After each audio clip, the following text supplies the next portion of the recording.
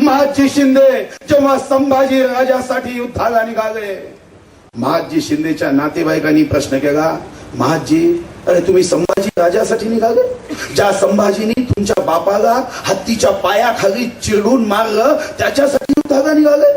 महादजी शिंदे म्हणाले, हो हो, माझ्या बापाला हत्तीच्या पायाखाली तुडवून मारलं हे खरं आहे, पण मी निघालो ते संभाजी राजासाठी नव्हे, मी निघालो छत्रपती शिवाजी महाराजांच्या विचारासाठी.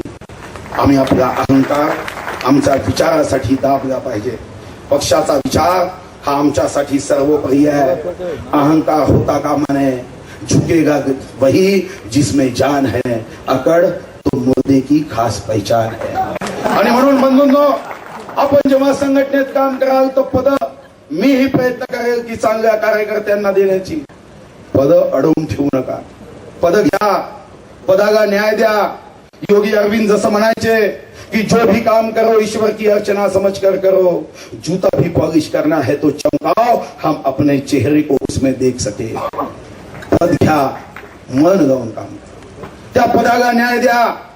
अब्राहम लिंकन एकाने विचारलं की 8 तास लाकूड तोडायचं काम तुम्हाला दिलं तर तुम्ही काय कराल? अब्राहम लिंकन म्हणाले की 6 तास मी कुऱ्हाडीला दार 2 तास लाकूड तोडेल. मग नियोजन केलं पाहिजे. वर्षभराचं नियोजन प्रत्येक जिल्ह्यात झालं पाहिजे. हे सूक्ष्म नियोजन आमच्यासाठी 75% यशाची गॅरंटी आहे. वर्षभराचा कार्यक्रम करा आणि नुसतं कार्यक्रम करू नका. आमची शक्तीस्थानं काय आहे, आमची दुर्बल स्थानं काय आहे, आम्हाला संधी कोणती आहे, धोके काय आहे, मला काय करायचे हे लिहिणं सोपी आहे. मला काय करायचे हे लिहिणं सोपी आहे, पण मी काय करू शकतो हे लिहिणं कठीण आहे. संघटनेच्या कामात आता स्वतःचं मूल्यमापन स्वतःला करण्याची पद्धत विकसित केली पाहिजे. त्यात जाणे, आंदोलनात सहभागी होणे एवढेच नाही तर लोकशिक्षणाचं एक मोठं काम तुमच्या आमच्यावर आहे. जी इच्छा, जी अपेक्षा माननीय गोपीनाथजींनी व्यक्त केली की केंद्रामध्ये महिला आरक्षणाच्या संदर्भातलं बिल मंजूर होते, पण आपण लोकांमध्ये जात नाही की हे आरक्षण महिलाच्या संदर्भात दिलं जात आहे. याला सर्वात मोठं कारण भारतीय जनता पार्टी आहे. आणि हे केल्याशिवाय बंधूंनो मताचा आधार वाढणार नाही. आपल्याला आपल्या मताचा आधार वाढवायचा आहे. हे कोणी एकाने केल्याने होणार नाही. हे जर उद्या मी ठरवलं किंवा मंचावरच्या नेत्यांनी ठरवलं की मताचा आधार वाढवायचा आहे तर मताचा आधार वाढणार नाही. मला परवा विनोदजी एक गोष्ट सांगत होते. ते मला म्हणाले की जर एखाद्या गावात आपण 4 बोर्ड लावले, एका बोर्डावर शिवसेना आणि शिवसेनेच्या नेत्याचा फोटो असेल, एका बोर्डावर भारतीय जनता पार्टीचे नेते आणि त्यांचा बोर्डाचा चिन्हाचा फोटो असेल, एका बोर्डावर राष्ट्रवादीचे नेते आणि राष्ट्रवादीच्या चिन्हाचा बोर्ड असेल, एक काँग्रेसचा असेल, आणि तिथं खालती एकेका कार्यकर्त्याला उभं केलं आणि लोकांना आवाहन केलं की तुम्हाला कोणता पक्ष आवडतो त्या बोर्डाखाली जा. तर जेव्हा एखादा व्यक्ती त्या बोर्डाच्या समोर येईल तेव्हा बोर्डावरचे फोटो बघेल, पण बोर्डावरचे फोटो बघून फक्त तो त्या बोर्डाच्या खाली जाणार नाही. तो तेव्हा जाईल जेव्हा बोर्डाच्या खालती असणारा कार्यकर्ता कोण आहे तो विचार करेल की जेव्हा मी संकटात होतो तेव्हा हा मदतीला आला होता का, जेव्हा झोपडपट्टीमध्ये पाणी शिरलं तेव्हा हा माझ्या सहकार्यासाठी आला होता का, जेव्हा माझा अपघात झाला तेव्हा हा अँब्युलन्स घेऊन आला होता का, जेव्हा मी निराधार झालो तेव्हा संजय गांधी निराधार योजनेचा अर्ज घेऊन हा माझ्या कार्यालयात माझ्या अनुदानासाठी संघर्ष करायला आला होता का, जेव्हा माझा कार्यकर्ता, या पक्षाचा कार्यकर्ता जमिनीवर राहून लोकसेवा करण्याच्या दृष्टिकोनातून मत घेईल तेव्हाच हा पक्ष वाढेल. वादावादीनी पक्ष वाढणार नाही. पोस्टरवर माझं नाव नाही म्हणून गाल फुगवून हा पक्ष वाढणार नाही. पॉम्पलेट मध्ये मी तर मोठा नेता आहे, माझं नाव दुसऱ्या क्रमांकावर का टाकलं यावरून हा पक्ष वाढणार नाही. बॅनरवर वाद करून हा पक्ष वाढणार नाही. हा पक्ष तेव्हा वाढेल की माझा कार्यकर्ता बॅनर, बोर्ड आणि पॉम्पलेटची चिंता न करता त्या सामान्य माणसाच्या प्रश्नासाठी धावून जाईल. मी डीबीएमचा विद्यार्थी आहे. मला शिकवण्यात आलं की सर्वात जगातलं मोठं जाहिरातीचं तंत्र कोणतं, ते एखाद्याच्या मनात विचार येईल की टीव्ही, वर्तमानपत्र, एखाद्याच्या मनात येईल फ्लेक्स बोर्ड, आकाशवाणी. जाहिरातीतलं सर्वात मोठं तंत्र आहे की एका माणसाने तुमच्याबद्दल दुसऱ्याच्या कानात चांगलं सांगणं यापेक्षा मोठं तंत्र असू शकत नाही. आणि म्हणून तुम्ही असं चांगलं काम करा की एका ज्योतीपासून आम्ही चांगल्या विचाराच्या हजारो ज्योती निर्माण करू शकू. आणि या दृष्टिकोनातून एक विश्वास पक्षात निर्माण करण्याची आवश्यकता आहे की भारतीय जनता पार्टीचा कार्यकर्ता हा आपल्या मूल्याच्या बाहेर जाऊन कधीही काम करू शकणार नाही. लाल बहादूर शास्त्रीजी आणि रज्जूभाईची एक गोष्ट सांगितली जाते. स्वर्गीय लाल बहादूर शास्त्री उत्तर प्रदेशचे मंत्री होते. लाल दिव्याच्या गाडीने जात होते, बाजूने रज्जू भैया जात होते. रज्जू भैया आणि लाल बहादूर शास्त्री हे वर्गमित्र. रज्जू भैया रस्त्यावरून चालत असताना लाल बहादूर शास्त्रींनी बघितलं, त्यांना गाडीत बसवलं. रज्जू भैयांनी प्रश्न केला की मी तर तुमच्या गाडीत बसलो, पण जर मी गाडीत असतो, तुम्ही पैदल जात असता, मी तुम्हाला गाडीत येण्याचं निमंत्रण दिलं तर तुम्ही माझ्या गाडीत बसले असता का? लाल बहादूर शास्त्री म्हणाले, मैं नहीं बैठा रहता. रज्जू भैयाला प्रश्न पडला की हे म्हणतात की मैं नहीं बैठा रहता. त्यांनी विचारलं की ऐसा क्यों? लाल बहादूर शास्त्री म्हणाले कि आप जब मेरे गाड़ी में बैठ रहे थे, अगर आपकी संगठन के किसी आदमी ने देखा तो आपके संगठन के लोग ऐसा विचार करेंगे कि देखना अभी लाल बहादुर शास्त्री जी एक दिन सायं शाखा में जरूर आएंगे. पर अगर इसके उल्टा होता, आपकी गाड़ी जा रही रहती, अगर मैं बैठा रहता और मेरे पार्टी के लोगों ने मुझे बैठते हुए देखा रहता, तो मेरे पार्टी के लोगों ने ये सोचा रहता कि अब तो लाल बहादुर जी काम से गए, अब तो ये संघ में गए बिना रहेंगे नहीं. इसलिए मैं नहीं बैठता. विश्वास हा आपल्या कार्यकर्त्यांनी निर्माण करण्याचा आहे की आपला कार्यकर्ता असा विश्वास समाजामध्ये निर्माण करू शकला पाहिजे. आणि हा विश्वास निर्माण करण्यासाठी आंदोलक स्वभाव, संघर्षातून विकासाकडे, अन्यायाच्या विरुद्ध चिडून आंदोलन करण्यासाठी जगात कोणतीही औषध नाही. अन्याय विरुद्ध ही संवेदनशीलता लागते. जी शेजाऱ्याच्या घरात आग लागली आहे आणि मी झोपून आहे, पुढचा नंबर तुमचा आहे. दुसऱ्यावर झालेल्या अन्यायाविरुद्ध जेव्हा आपण चिडून उठत नाही, जेव्हा शेतकऱ्यांवर अन्याय होतो, महिलांवर अन्याय होतो, विद्यार्थी वर्गावर अन्याय होतो, दलित बांधवावर, आदिवासी बांधवावर अन्याय होतो, भारतीय जनता पार्टीचा कार्यकर्त्यांनी आंदोलन तीव्रतेने केलंच पाहिजे. प्रश्न सुटेपर्यंत आंदोलन केलं पाहिजे. प्रयत्न पूर्ण होईपर्यंत आंदोलन केलं पाहिजे. एल्वा एडिसनला एकाने प्रश्न केला, जेव्हा बल्बचा शोध लागल्यावर पत्रकारांच्या समोर एल्वा एडिसन गेले. एल्वा एडिसनना सांगितलं की हा बल्बचा शोध मी 50,000 प्रयोगानंतर लावला. एका पत्रकाराने प्रश्न केला की 50,000 प्रयोग केल्यानंतर जर बल्बचा शोध लागला नसता तर तुम्ही काय केलं असतं? ते म्हणाले की मी तुमच्या सोबत फालतू बोलण्यामध्ये वेळ खर्च केला नसता, मी पुन्हा एका 50,001व्या प्रयोगासाठी प्रयत्न सुरू केला असता.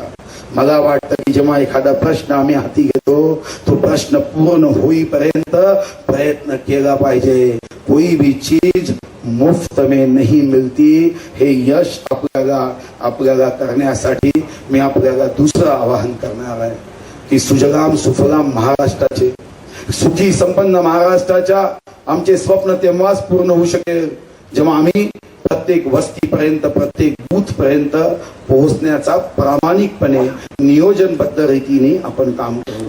हे काम आपल्यास करावयाचे आहे आणि हे काम करण्यासाठी मी या ठिकाणी उपस्थित आमदार खासदारांना विनंती करणार आहे की आपल्या मतदारसंघाची बांधणी तर मजबूत रीतीने कराच, पण आपल्या सोबत दुसराही मतदारसंघ तयार करण्याच्या दृष्टिकोनातून महिन्यातून 3 दिवस पक्षाच्या हक्काचे हे पक्षाला देण्यासाठी विसरू नका. स्वर्गीय रामभाऊ महाळगी आमच्यासाठी आदर्श होते, ठाण्याचे खासदार. पण पुण्यामध्ये आठवड्याला 15 दिवसाला अमुक दिवशी जाऊन पुण्यामध्ये भारतीय जनता पार्टी वाढवण्याचा प्रयत्न करणार आहे.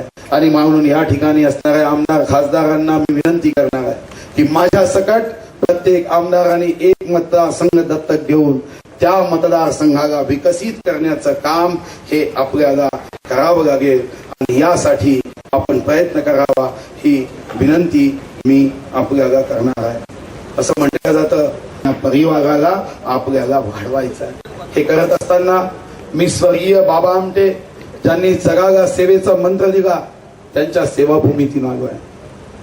काँग्रेसचं राजकारण सत्तेतून पैसा आणि पैसेतून सत्ता, पण आमचं राजकारण हे देशभक्ति से जो खून न खोगे खून नहीं वह पानी है, मातृभूमी के काम न आए वो बेकार जवानी है. या विचारावर जर असेल तर सत्तेतून सेवा आणि सेवेच्या माध्यमातून सत्ता. आणि याकरता मी आवाहन करतो की आपल्यापैकी कोणीही मला सत्काराला निमंत्रण देऊ नका. माझा सत्कार म्हणजे तुम्ही जेव्हा मला बोलवाल तेव्हा एखादं रक्तदान शिबिर घ्या. आपल्या शरीरातल्या रक्ताच्या थेंबातून एखाद्या दवाखान्यात असणाऱ्या मृत्यूशी झुंज करणाऱ्या व्यक्तीचा जीव वाचवणे यापेक्षा जगात मोठा सत्कार हा असू शकत नाही. हे आवाहन मी करतो.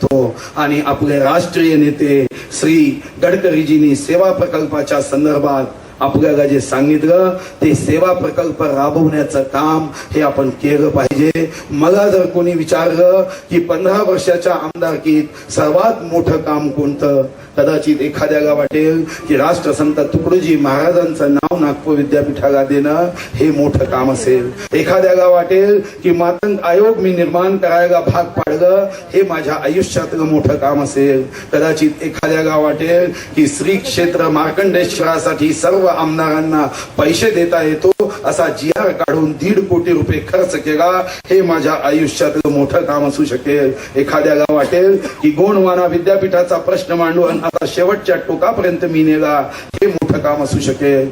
ही मोठी आहे. पण यापेक्षा मला जर कोणी विचारलं की आयुष्यातलं सर्वात मोठं काम तुमचं कोणतं, तर इटोली गावची ती माझी गरीब महिला तिच्या मुलाच्या छातीला वाल्व खराब झाला म्हणून तडफत माझ्याकडे आली आणि जीवनदायी योजनेतून 1,30,000 रुपयाची मदत करून त्या मुलाच्या वाल्वचं ऑपरेशन केलं. त्या स्त्रीच्या डोळ्यातले 2 अश्रू यापेक्षा काहीही किमतीवान माझ्यासाठी राहू शकत नाही. मी शेवटचे 3-4 मुद्दे सांगतो कारण मला जाणीव आहे की आता आपल्या पोटामध्ये भूक आहे. पण मी मुद्दाम लांब भाषण देतोय की आपल्या पोटाची भूक भडकल्याशिवाय गरीब लोकांची भूक कशी असते हे आपल्या लक्षात येणार नाही. आणि म्हणून 10 मिनिटं मी अजून भाषण देणार आहे की आपण सर्वजण खरंच नशीबवान आहोत. आपण सर्वजण नशीबवान आहोत. मला आठवतं की मुंडे साहेबांच्या आशीर्वादाने 99 मध्ये मुंडे साहेब प्रसन्न झाले. खरं तर ठरलं होतं की पहिल्या टर्म मध्ये कोणालाही मंत्री करायचं नाही. पण मुंडे साहेबांनी माहित नाही काय झालं, एका जिल्ह्यात 2 कॅबिनेट, मी आणि शोभाताई मुंडे साहेबांनी आम्हाला दोघांनाही कॅबिनेट मंत्री केलं. मला आठवतं की मी मंत्री असताना एकदा राजधानी एक्सप्रेसने निघालो. माझ्या समोरच्या बर्थवर एक उद्योगपती बसला होता. परिचय झाला, त्याला समजलं मी मंत्री आहे. त्यांनी स्वतःचा परिचय करून दिला, मी उद्योगपती आहे. तो मला म्हणाला की मी कानपूर पेपर अँड पल्प मिलचा मालक आहे. मी सहज त्याला विचारलं की तुमचा कागद कुठं विकता? तो म्हणाला मी 125 देशामध्ये कागद विकतो. माझा दुसरा उत्सुकतेपोटी प्रश्न होता कारण तोपर्यंत जगातला कोणताही देश मी बघितला नव्हता. मी सहजतेने उत्सुकतेपोटी प्रश्न केला की आपण 125 देशामध्ये कागद विकता, या 125 देशापैकी सर्वात सुंदर देश कोणता? तो म्हणाला मी 124 देशात जाऊन आलो. 10 सेकंड डोळे मिटले आणि मला म्हणाला की या 125 देशामध्ये सर्वात सुंदर देश कोणता? तर कदाचित माझं हजारो जन्माचं पुण्य असेल म्हणून माझा जन्म हिंदुस्थानात झाला. यापेक्षा सुंदर देश असू शकत नाही. मी पुढे म्हणालो की हिंदुस्थानात तर माझा जन्म झाला पण तुमच्यापेक्षा 5 जन्माचं माझं जास्त पुण्य आहे म्हणून बिहार सारख्या देशात लालू प्रसादच्या राज्यात तेव्हा झाला नाही, महाराष्ट्रात झाला. कारण आम्ही सर्वजण या नररत्नाची खाण असणाऱ्या देशाचे नागरिक आहोत. आणि कुसुमाग्रज म्हणायचे की सूर्य कुलाचा दिव्य वारसा प्रिय पुत्रांनो तुम्हा मिळे, कालोखाचे करुणी पूजन घुबडाचे व्रत वरू नका. आमची ही जबाबदारी आहे की संघर्षातून या महाराष्ट्राला विकासाकडे नेण्याची जबाबदारी ही तुमची आणि आमची आहे. आम्ही ठरवूया, आणि आम्ही जर ठरवलं, जो डरते नहीं तूफानों से, जो डरते नहीं तूफानों से, वो रेत के घरों में भी खुश रहते हैं. आसमां वही पाते हैं जो उड़ने की कोशिश करते हैं. सामान्य माणूस आपल्या शक्तीच्या आणि क्षमतेचा फक्त 1/4 काम करतो.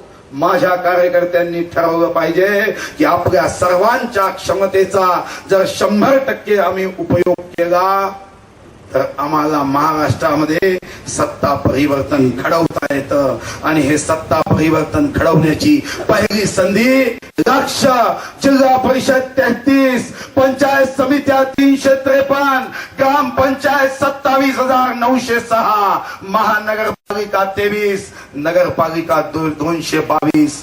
आता आमचं नियोजन असलं पाहिजे की या युद्धासाठी माझा प्रत्येक कार्यकर्ता आपल्या क्षमतेचा उपयोग करेल. आणि जेव्हा माझा प्रत्येक कार्यकर्ता आपल्या क्षमतेचा उपयोग करण्यासाठी प्रयत्न करेल तेव्हा मला निश्चितपणे मी हे सांगू शकतो की लहरों से डरकर कभी नौका पार नहीं होती, कोशिश करने वाले की कभी हार नहीं होती.